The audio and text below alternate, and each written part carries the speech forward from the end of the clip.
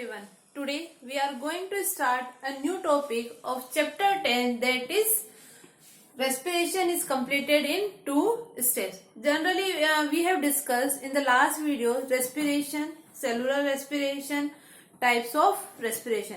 Now we will discuss about respiration is completed in two steps in human beings or in other animals.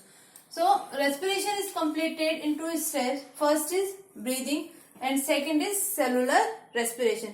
As we have discussed so many times in the last videos, breathing means intake of oxygen from the environment and release of carbon dioxide from our body.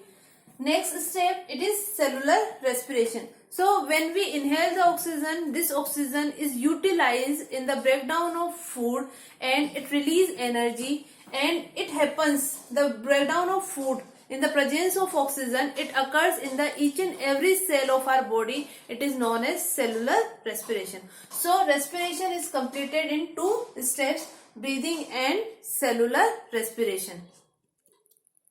So as we are saying, the respiration is completed in two steps.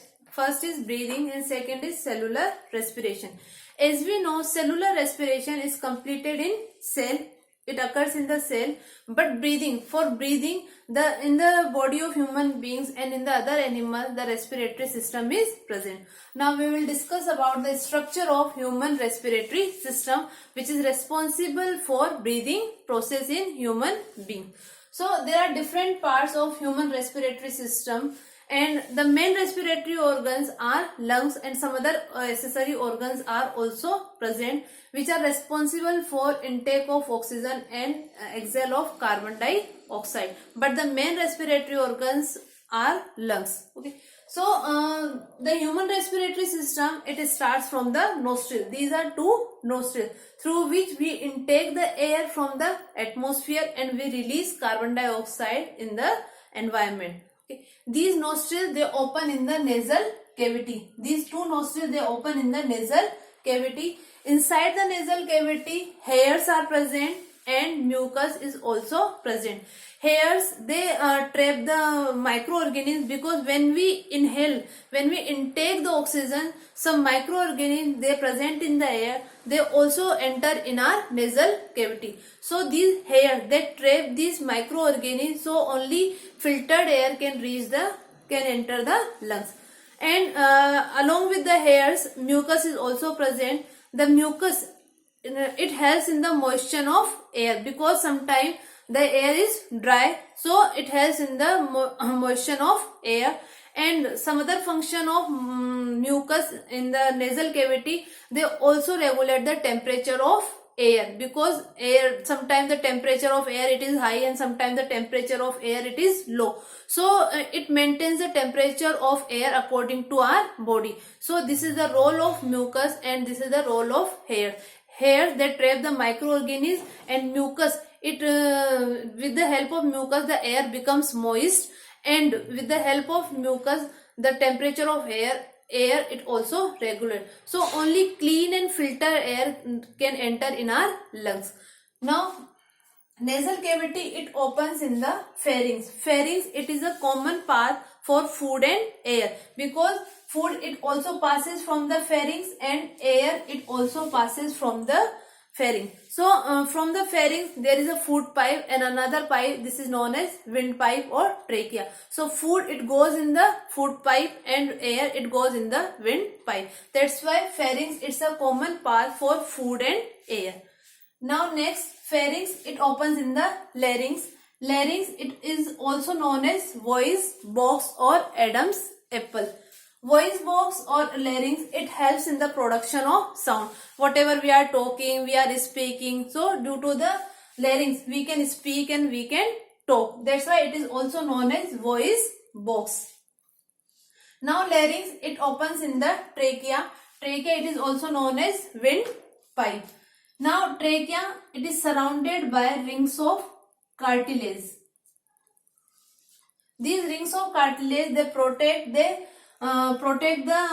trachea from collapsing when air is not present sometime. So these rings of cartilage, they protect from the collapsing of trachea.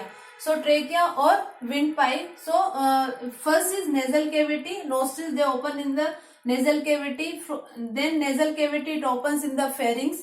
Then pharynx it opens in the larynx. Larynx it is also known as voice box.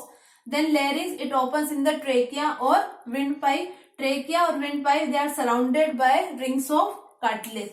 Now trachea when it reaches to the chest cavity, this is the chest cavity. So when trachea it reaches to the chest cavity, it divides into the two branches. So one branch it goes in the one lung and another branch it goes in the another lung, because we have a pair of lungs, two lungs we have, one is left side and another is right side. So one branch of the trachea it goes in the one lung and another branch of the trachea it goes in the another lung.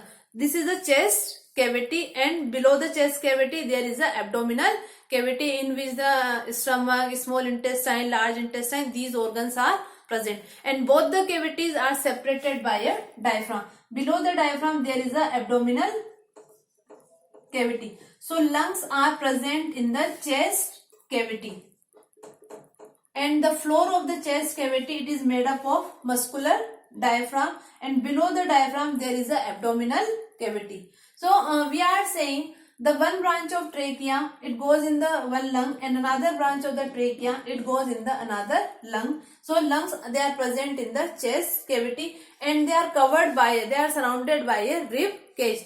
Rib cage it is formed by ribs, 12 pairs of ribs. From the back side it is backbone, and from the front side it is attached with sternum.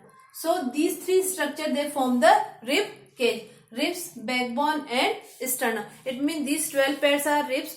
From the front side they are attached with the sternum, and from the back side they are attached with the backbone. So these three structures they form the rib cage. So lungs they are protected by rib cage. Now trachea they are divided into two branches. These two branches they are known as bronchi. One bronchi and another bronchi. Again when these bronchi they enter in the lungs, again they divide in a very small branches. These branches are known as bronchioles. At the end of each bronchiole a small sac-like structure is present which are known as alveoli. So at the site of alveoli the exchange of gases occur. It means the oxygen it reaches up to the alveoli, and from the alveoli this oxygen with the help of blood it goes into the each and every cell where it is utilized. Oxygen is utilized for the breakdown of food, and after the breakdown of food carbon dioxide is released. This carbon dioxide again it is taken by the blood, and this blood which is carried carbon dioxide it reaches to the alveoli, and from the alveoli the carbon dioxide is released, and this carbon dioxide again it takes the reverse path.